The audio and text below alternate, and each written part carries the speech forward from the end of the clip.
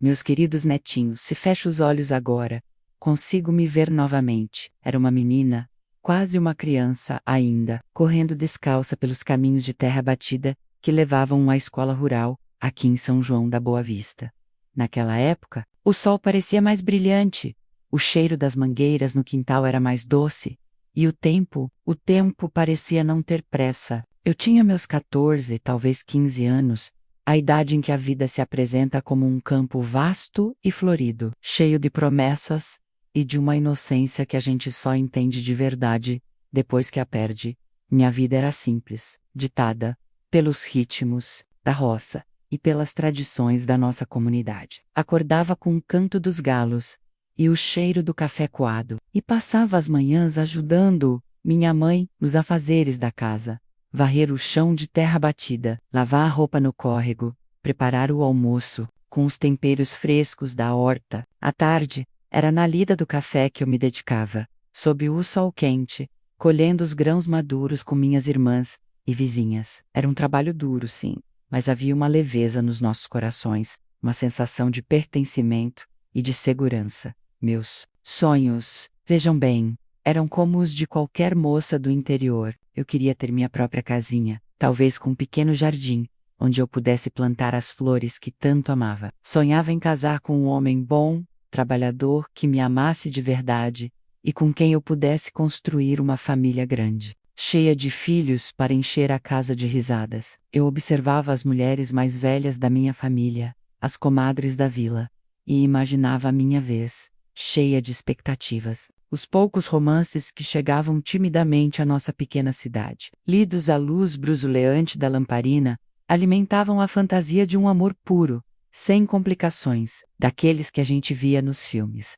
Mas a vida, meus amores, tem um jeito peculiar de nos ensinar que nem sempre o roteiro que a gente fantasia é o que se concretiza. Às vezes, ela nos joga em caminhos tortuosos, cheios de pedras e espinhos, e a gente precisa aprender a andar, mesmo machucada, carregando o peso de escolhas que parecem grandes demais para nossos ombros. Foi exatamente isso que aconteceu comigo. Muito antes de eu sequer entender a complexidade do amor e das relações humanas, foi durante a adolescência, nessa fase de transição entre a infância e a vida adulta, que o meu sonho se quebrou. Não foi de repente, como um vaso que cai e se estraçalha, mas de mansinho, como uma rachadura que se forma e vai crescendo até destruir a peça por completo. O amor que me encontrou não era aquele dos meus sonhos, não era o rapaz do baile, na praça, cheio de planos para o futuro. Ele era alguém de quem eu deveria ter sido protegida, alguém que, por ser uma figura de autoridade e respeito na nossa comunidade, eu ingenuamente confiava. Os encontros eram roubados, shows do uma vergonha e um medo que se misturavam de forma perigosa. Eram sussurros na escuridão, olhares furtivos quando ninguém mais estava por perto, e uma sensação constante de que eu estava fazendo algo errado, algo que não tinha volta. Eu era apenas uma menina Muzinetinhas, com uma compreensão limitada do mundo e de suas crueldades. Meus pais, trabalhadores e honestos, viviam em sua própria bolha de simplicidade, alheios aos perigos que rondavam a inocência da filha. Aquele período foi um tormento silencioso. Eu carregava o peso da minha própria ingenuidade e da manipulação alheia. A alegria dos dias foi substituída por uma angústia que me apertava o peito. As risadas fáceis se transformaram em sorrisos forçados, e o brilho nos meus olhos foi sendo substituído por uma sombra de preocupação. O sonho que se quebrou na adolescência não foi apenas a perda da minha inocência. Foi o início de uma vida marcada por segredos, por escolhas impostas e por uma farsa que eu jamais imaginei que teria que viver. Mal sabia eu que aquele seria apenas o primeiro passo em uma jornada de sacrifícios, e que a maior decisão da minha vida seria tomada não pelo meu coração, mas pela necessidade de esconder uma verdade dolorosa. Meus netinhos, se o meu coração já sentia o peso daquele sonho quebrado na adolescência, o que aconteceu a seguir foi como uma avalanche que me enterrou de vez. A vida, que eu mal compreendia em sua plenitude, começou a se manifestar de uma forma que eu não podia mais ignorar, e com ela, um segredo pessoal que me consumiria por décadas. Os primeiros sinais eram sutis, quase imperceptíveis, como um sussurro no vento que só eu ouvia, enjoos matinais que eu atribuía a alguma comida que não me caía bem, um cansaço que me abatia no meio do dia, diferente de qualquer fadiga do trabalho pesado na roça ou nas plantações de café. Milko, antes tão familiar e leve, começou a mudar, a inchar, a me trair de uma forma que meu espelho começou a refletir, e meu coração a gritar. Eu usava roupas mais folgadas, evitava os olhares mais curiosos da minha mãe e das minhas irmãs, que, com sua experiência de vida, já começavam a me observar com uma atenção diferente, carregada de uma suspeita que me apavorava. A certeza da gravidez me atingiu como um raio em céu azul. Foi um choque tão grande que me faltou o ar. Eu, uma menina de apenas 15 anos, com uma vida se formando dentro de mim. O pavor do julgamento da sociedade me dominou. Como eu esconderia algo tão grande? Como eu enfrentaria o mundo, a minha família, com uma verdade tão avassaladora e condenável na nossa comunidade de São João da Boa Vista? Naquela época, Músico Aredos, uma moça solteira grávida, era uma desgraça, uma vergonha que manchava não só a ela, mas toda a sua família. As portas se fechavam, os olhares se tornavam acusadores, os sussurros mais altos que qualquer conversa. O medo de ser apontada na rua, de ver meus pais sofrerem o escândalo, de trazer uma mancha indelével para o nome da nossa família era sufocante. Eu sabia que a minha vida a partir daquele momento seria uma luta constante contra os olhos e a língua do povo. Eu me sentia cada vez mais isolada, construindo uma parede invisível ao meu redor. As risadas das minhas irmãs, as conversas animadas sobre os bailes e os rapazes da cidade, pareciam ecos distantes de um mundo que eu já não fazia parte. Eu vivia num universo particular de angústia e incertezas, onde o pânico era um companheiro, constante. As noites eram longas, passadas em claro, com o pensamento a mil, remoendo a situação, tentando achar uma saída. Eu me pegava tocando a barriga de leve, com uma mão trêmula, ainda sem acreditar que uma nova vida se formava ali, dentro de mim, fruto de um amor que havia desafiado o certo. Minha mãe, com sua sabedoria de vida e seu olhar de águia, foi a primeira a perceber a verdade por trás dos meus disfarces. Um dia, ela me chamou para conversar na cozinha, o lugar de tantas confidências e desabafos. O silêncio que se seguiu à sua pergunta direta foi ensurdecedor. Minha filha, você está esperando um bebê, não tá? As palavras dela ecoaram no ar, e eu senti o rosto queimar, as lágrimas brotarem sem controle. Não adiantava mais negar, meu corpo havia gritado a verdade por mim. Naquele momento, a minha inocência se foi de vez, dando lugar à dura realidade e ao imenso pavor do julgamento da sociedade. A vida que eu sonhava havia se quebrado completamente. Meus netinhos, depois que a verdade sobre a minha gravidez veio à tona, as lágrimas da minha mãe se misturaram às minhas, mas logo a tristeza deu lugar a um desespero prático, quase febril. Ela sabia, com a sabedoria dura da vida, que a minha situação era um risco enorme para nossa família em São João da Boa Vista. O pavor do julgamento da sociedade era uma sombra que pairava sobre a nossa casa, ameaçando desonrar anos de trabalho e reputação. Lembro-me claramente da conversa que se seguiu. Não foi um momento de acolhimento terno, embora houvesse amor ali, mas sim de uma urgência avassaladora. Minha mãe, com a voz embargada e os olhos fixos num ponto distante, disse as palavras que viriam a moldar o resto da minha vida. Filha, isso precisa ser ocultado, a todo custo. Não era um pedido, mas um conselho que soava como uma ordem irrevogável.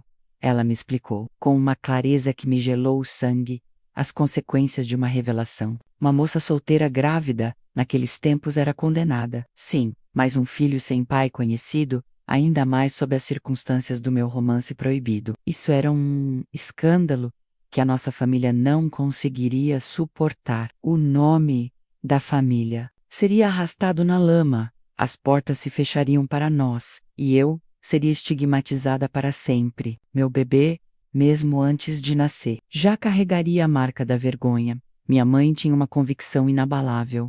O segredo precisava ser guardado às 7 chaves. Era para o meu bem, dizia ela. Para o bem da criança. Para o bem de todos nós. Eu, ainda tão jovem e aterrorizada, sem saber para onde correr ou o que fazer, me agarrei a essa ideia como um náufrago se agarra a um pedaço de madeira. A perspectiva de enfrentar a fúria da sociedade sozinha era muito mais assustadora do que qualquer sacrifício que me fosse imposto. A partir daquele momento, minha mãe se tornou a estrategista-chefe. O objetivo era claro: construir uma fachada tão sólida que ninguém desconfiasse da verdade. Ela começou a analisar as opções, sempre com o foco em ocultar a todo custo a realidade da gravidez e da paternidade. Eu via a dor nos olhos dela, mas também uma determinação férrea. Não havia espaço para os meus sentimentos de adolescente traída ou de mãe em pânico. A sobrevivência e a reputação da família eram a prioridade. Esse conselho da minha mãe foi o ponto de virada, a pedra fundamental da farsa que se tornaria a minha vida. Ele representava não só a solução para o problema imediato, mas o início de uma jornada de silêncio e sacrifício. A inocência que eu ainda carregava se despedaçou de vez diante daquela realidade fria e calculista. Eu não tinha voz, não tinha escolha, apenas a aceitação de que a vida que eu sonhara estava perdida. E assim, com o conselho materno ecoando na minha cabeça, a vida em São João da Boa Vista começava a conspirar para esconder o meu segredo. Aquele amor que me levou àquela situação, o pai que partiu sem rastro. Tudo seria enterrado sob camadas de mentira e aparências. Eu estava prestes a dar o primeiro passo em uma jornada onde o medo seria meu companheiro constante e a verdade. Um fardo pesado que eu carregaria por toda a existência. Com o conselho da minha mãe ecoando em meus ouvidos, que eu deveria ocultar a todo custo o escândalo da minha gravidez, menos a realidade de uma escolha brutal, se apresentou. Não havia outra saída honrosa para uma moça como eu, naquela época. Aqui em São João da Boa Vista, a solução para calar as línguas e proteger o nome da família era uma só: um casamento de aparências. Minha mãe, com uma determinação que beirava o desespero, começou a procurar um noivo. Não era para encontrar um grande amor, mas sim um homem que aceitasse a minha condição. Eram dias de angústia e conversas sussurradas. As opções eram poucas e dolorosas, e cada nome cogitado parecia mais um prego no caixão dos meus sonhos de juventude. Foi assim que ele surgiu, o homem que se tornaria meu marido. Ele era mais velho do que eu, um trabalhador simples da roça, com poucas posses e menos parentes próximos. Minha mãe o abordou com a versão oficial da minha história. Um namoro rápido, com um rapaz que havia me abandonado após me engravidar. Ele, por razões que eu nunca soube ao certo, talvez solidão, talvez a chance de ter um lar, aceitou a proposta. Para ele, era a oportunidade de ter uma esposa e uma família. Para mim, era a condenação a uma vida sem a paixão que eu havia conhecido. Um futuro sem a verdade.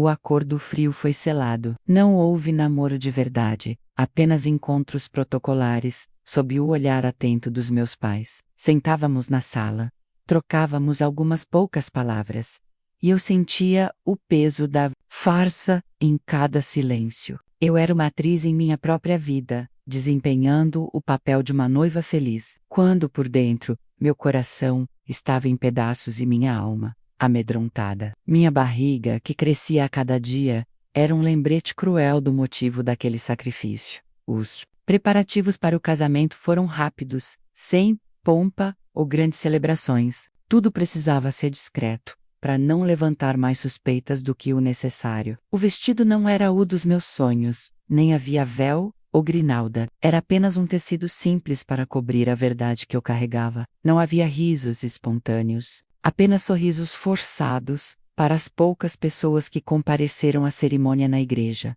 No dia do sim forçado, eu senti que meus sonhos morriam no altar. Cada passo em direção àquele homem, que seria meu esposo, apenas no papel, era um passo em direção a uma vida que não era minha. Meu coração não estava ali.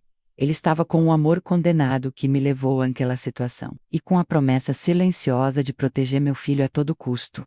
Aquela foi a escolha que mudou tudo. Uma decisão imposta pelo medo e pela pressão familiar, que me custou a liberdade de amar e a autenticidade da minha existência. O casamento de aparências era minha saída honrosa, o véu que encobriria o escândalo, mas que selaria para sempre o meu destino, aprisionando minha alma em uma farsa silenciosa e dolorosa. Aquele foi o dia em que minha vida, de fato, se tornou uma vida dupla.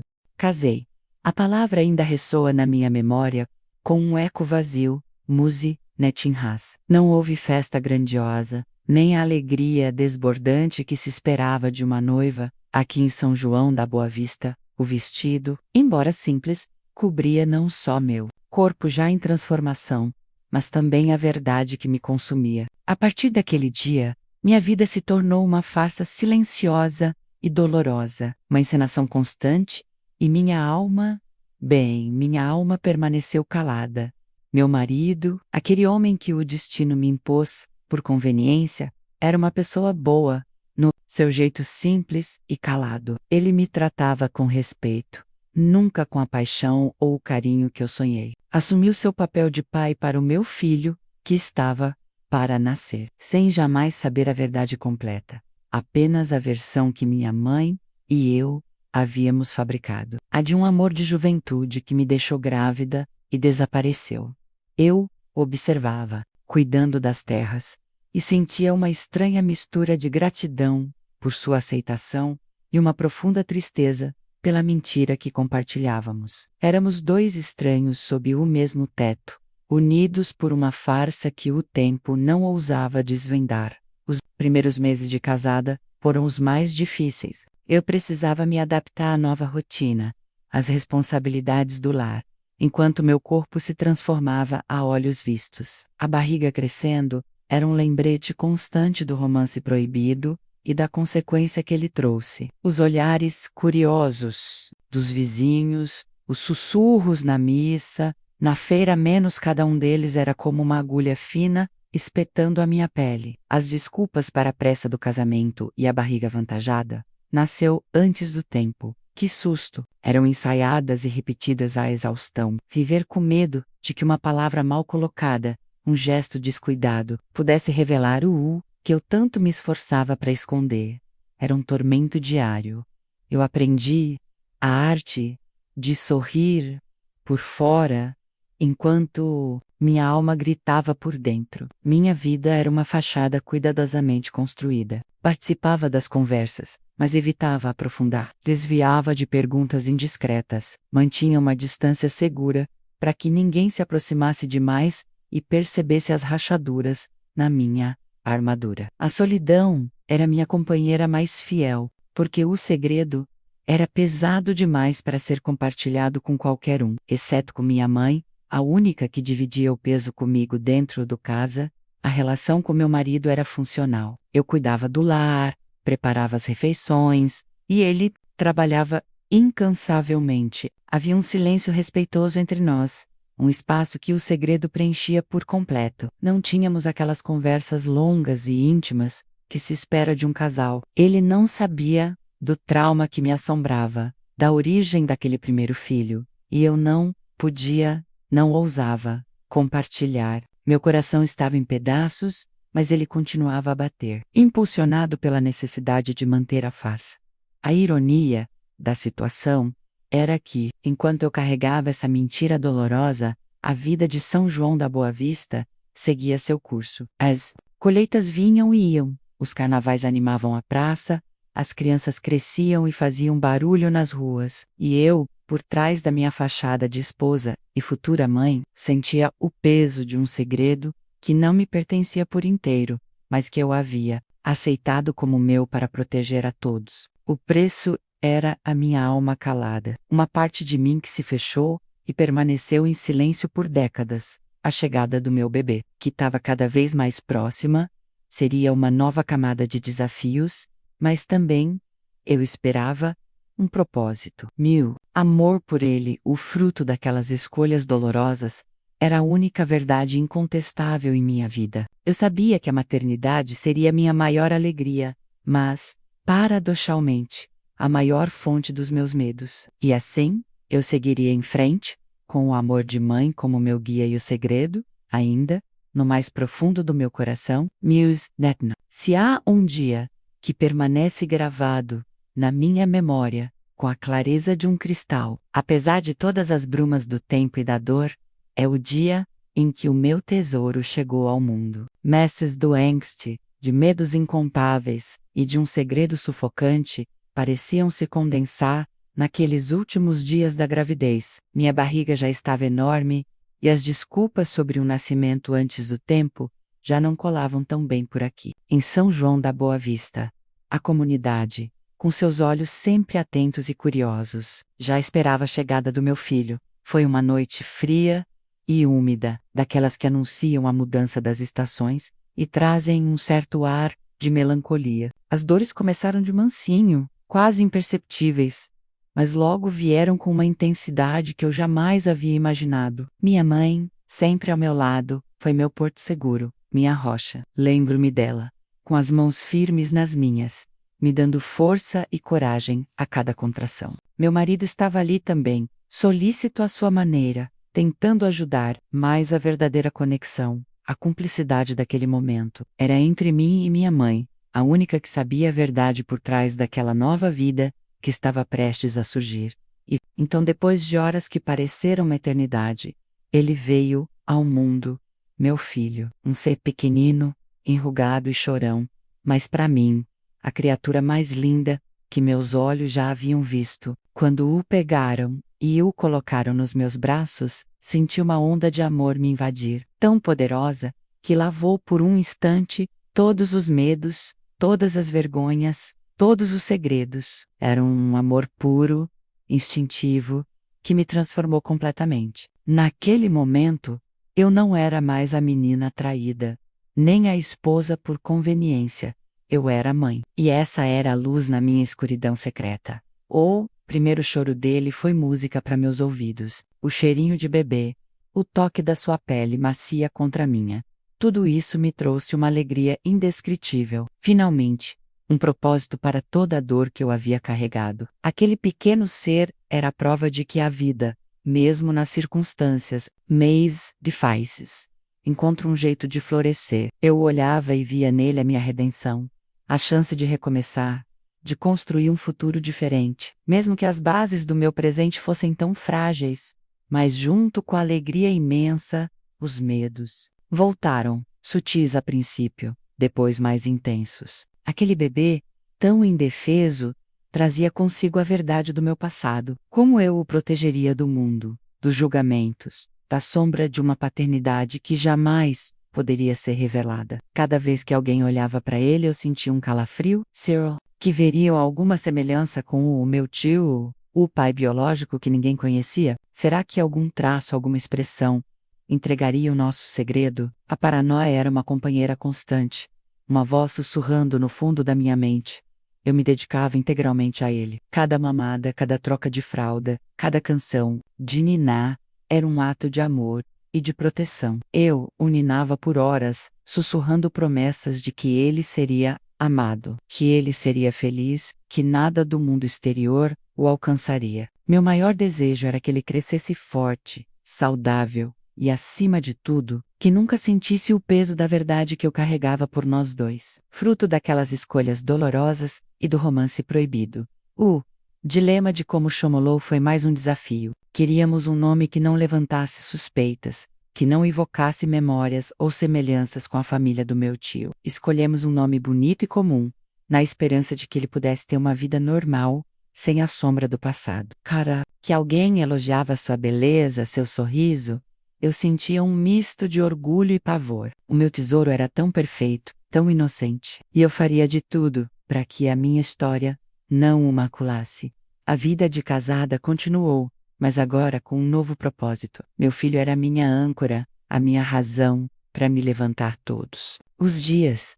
Eu observava meu marido segurá-lo, brincar com ele, e sentia um nó na garganta. Ele era um pai para essa criança, no papel, e no afeto que demonstrava, mas não no sangue. E eu, com um coração dividido entre a alegria de ter meu filho e a angústia de que a verdade pudesse vir à tona, me tornei uma leoa para protegê-lo. O nascimento do meu tesouro foi o início de uma nova fase. Uma fase onde a maternidade seria a minha maior alegria e, paradoxalmente, a maior fonte dos meus medos. E assim, eu seguiria em frente, com o amor de mãe como meu guia e o segredo, ainda no mais profundo do meu coração.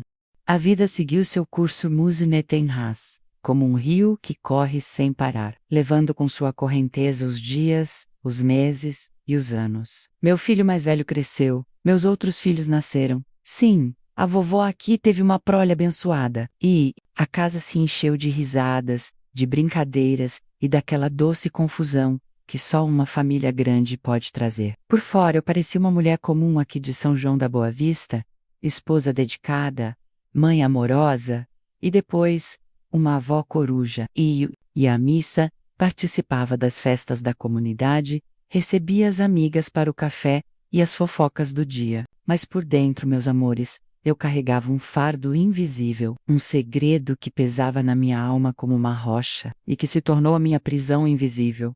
Passei anos, décadas, vivendo essa mentira. Por fora, eu mantinha uma vida normal, exemplar, como a sociedade esperava. Cumpria meus deveres de esposa e mãe, cuidava da casa, da horta, dos animais. Meu sorriso para os outros era convincente, minhas respostas, sempre no ponto. Mas por dentro, era um tormento silencioso. O segredo do romance proibido e das escolhas dolorosas que fiz para esconder a verdade me corroía. Era como ter um espinho cravado na alma que doía a cada lembrança, a cada palavra não dita. O preço da minha paz interior era altíssimo. Eu me sentia constantemente vigiada, como se a qualquer momento alguém pudesse descobrir a farsa. Isso me transformou em uma pessoa mais reservada, com medo de me abrir, de ter grandes confidentes. As conversas eram sempre superficiais, limitadas ao que era seguro. Eu evitava discussões,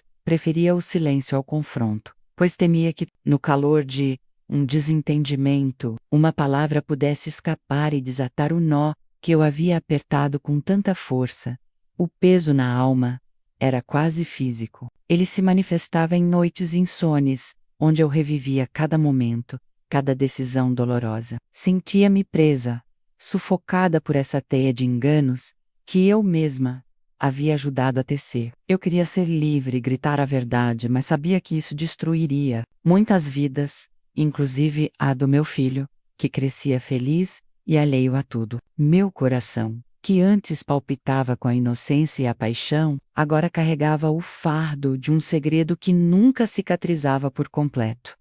A ironia era que, para proteger meu filho do julgamento da sociedade, eu o estava criando em uma realidade que não era totalmente verdadeira. Cada vez que ele chamava meu marido de pai, um aperto gelado me invadia o peito. Eu me perguntava se ele, um dia, sentiria falta de algo, se a intuição de um filho o levaria a questionar. Essa incerteza era mais um peso, mais uma camada, nessa prisão invisível que construí ao redor da minha vida.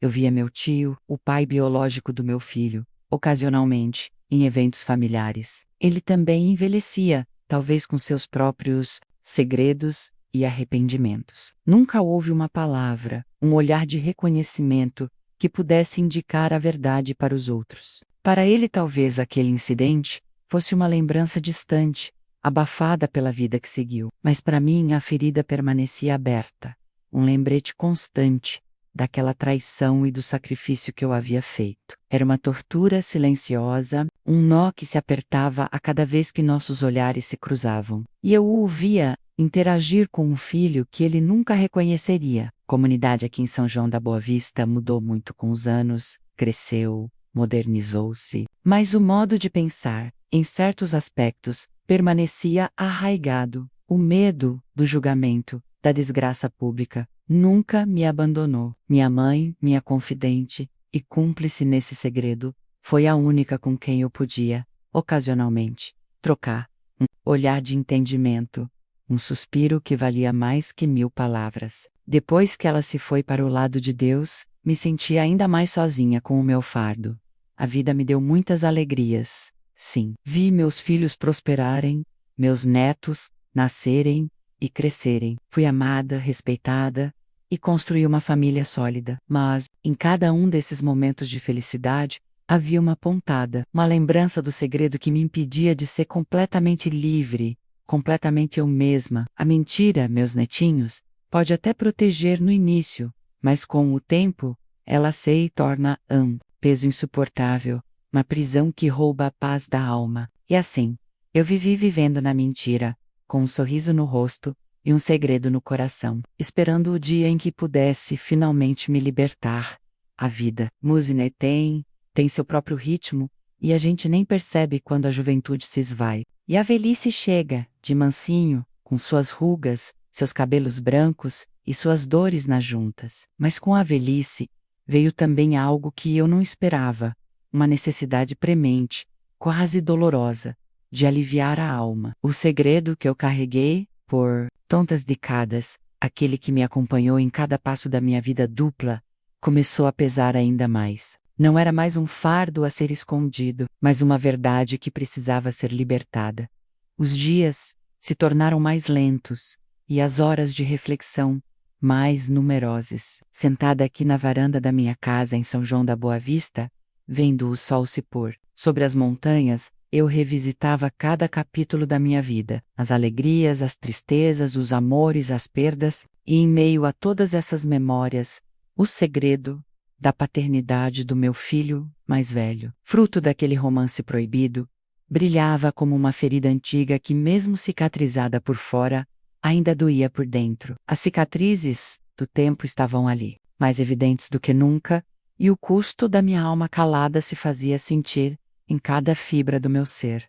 Eu via meus filhos já adultos, alguns com cabelos grisalhos como os meus. Via meus netos correndo pela casa, cheios de vida e de curiosidade. E pensava, como eu poderia partir deste mundo levando comigo essa história, essa parte tão crucial da minha existência, sem que eles soubessem. O medo do julgamento, que antes era tão forte e ditava minhas escolhas dolorosas, começou a diminuir. Foi substituído por um desejo ainda maior, de autenticidade, de paz, e o senso-secure. Para encontrar a verdadeira serenidade antes de partir, eu precisava me despir daquela mentira que me acompanhava desde a juventude. Não era mais uma questão de proteger a mim ou a minha família da vergonha social. A sociedade mudou muito desde os meus tempos de menina. As pessoas estão mais compreensivas, os tabus, embora ainda existam, não têm o mesmo poder esmagador de antes. A verdadeira proteção que eu buscava agora era para minha própria alma. Eu queria me sentir leve, sem pesos, sem nós na garganta. Antes de encontrar meu Criador, eu senti que o silêncio, antes um escudo, tornara-se uma prisão. Uma prisão dourada, sim, com muito amor e carinho ao redor, mas uma prisão, ainda assim. Eu queria poder olhar para meus filhos e netos e ter a certeza de que eles me conheciam de verdade, não apenas a versão que eu havia construído para o mundo. O desejo de compartilhar, de confessar, de ser totalmente transparente, crescia a cada dia. Era um grito interior por libertação que ecoava dentro de mim, cada vez mais alto, sufocando o medo. Os riscos eram claros. Claro, a revelação poderia causar dor, confusão, talvez até raiva. Meu filho mais velho, principalmente, poderia se sentir traído, enganado por toda uma vida. Mas a alternativa, a de morrer com um segredo, parecia-me ainda mais terrível. Era como deixar um quebra-cobeca incompleto para trás, uma peça faltando na história da nossa família, uma carga insuportável para minha alma, que eu não estava disposta a pagar. Passei a rezar mais, a pedir orientação. Pedi a Deus a coragem para dar esse passo, para encontrar as palavras certas, o momento certo. Eu sabia que a verdade, por mais dura que fosse, era um caminho para a cura, não só para mim, mas quem sabe, para todos os envolvidos. O alívio que eu imaginava sentir ao finalmente falar era uma força motriz, um sopro de esperança nos meus últimos anos. E assim, meus queridos, a vovó aqui já com os cabelos brancos e a pele marcada pelo tempo. Começou a amadurecer a ideia de que o adeus não seria completo sem a verdade. Não era mais uma questão de esconder, mas do reveler, de desfazer os nós que o tempo havia apertado. A velhice me trouxe a sabedoria de que a vida é finita, e que certas coisas não podem ser levadas para o túmulo. E o maior desejo do meu coração, antes de partir, era ter a alma lavada, livre e em paz. O próximo passo, eu sabia, seria o mais difícil, mas também o mais libertador.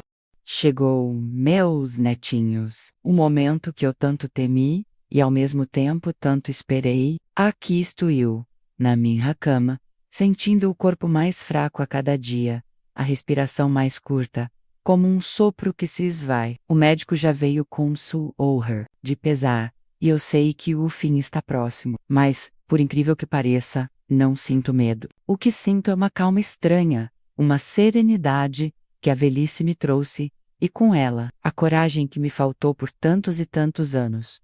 A decisão de contar o meu segredo no limite da vida não foi um capricho, mas uma necessidade profunda. Minha alma, eu não queria que vocês, meus amados, tivessem que viver com a sombra de uma mentira, com um pedaço faltando na nossa história de família. Não queria levar para o túmulo um fardo que me pesou por mais de 70 anos. Sentia que a minha partida só seria completa, só me traria a paz verdadeira, se eu me despedisse de vocês com a verdade escancarada, por mais dolorosa que ela fosse. Naquela manhã de uma sexta-feira de julho aqui em São João da Boa Vista, chamei meus filhos, o meu primogênito, o mais velho, aquele por quem tudo começou, e os outros, que nasceram de um amor que se construiu com o tempo, mas que também carregaram, sem saber, o peso do meu segredo. Eles vieram, um a um, sentar-se ao redor da minha cama, com os rostos preocupados, os olhos marejados. O silêncio na casa era denso, só quebrado pelo meu respirar ofegante e pelo tic-tac lento do relógio na parede.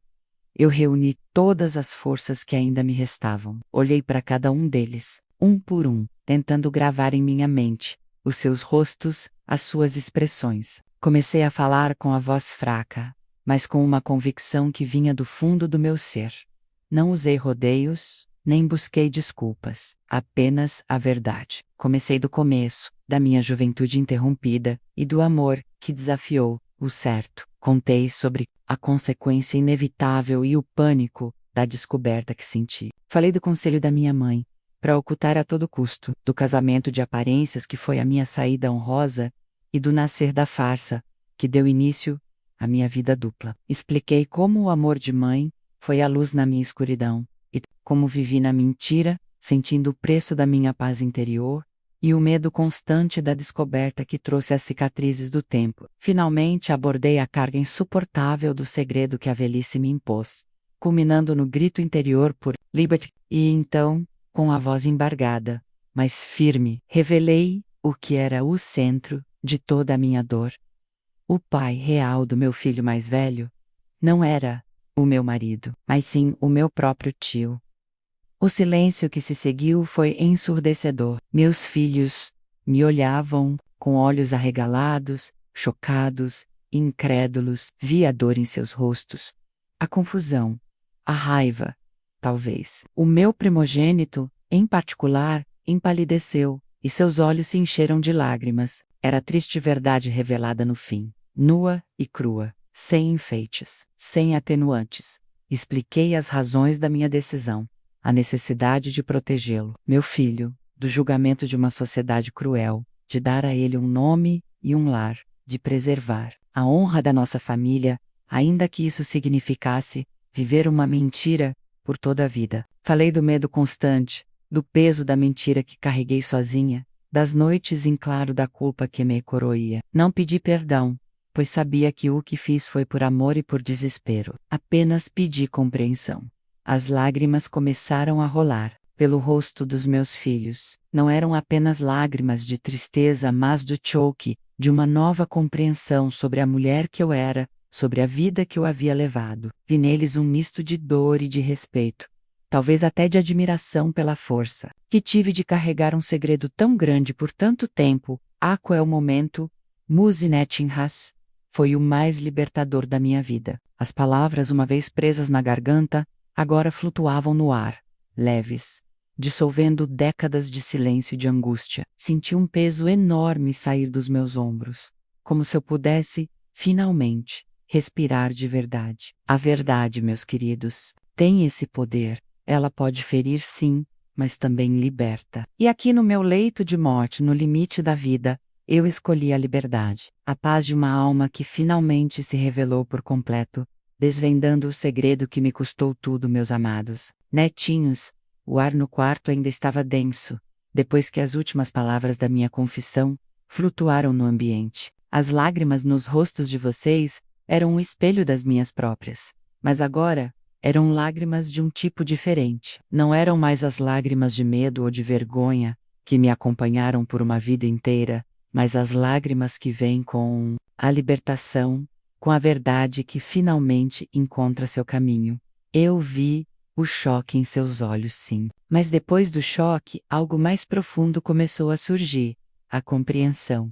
E com ela, o amor. Meu primogênito, aquele que mais seria afetado por essa revelação, se aproximou da cama e segurou minha mão. Seu toque era firme, e seus olhos, embora ainda marejados, transmitiam uma força que me surpreendeu. Mãe? Ele disse, com a voz embargada. A senhora carregou um peso enorme por nós. Eu sinto muito pela dor que a senhora passou. Naquele momento, musicaredos, eu soube que valeu a pena. A verdade, por mais dura que fosse, não nos separou. Ela nos uniu ainda mais.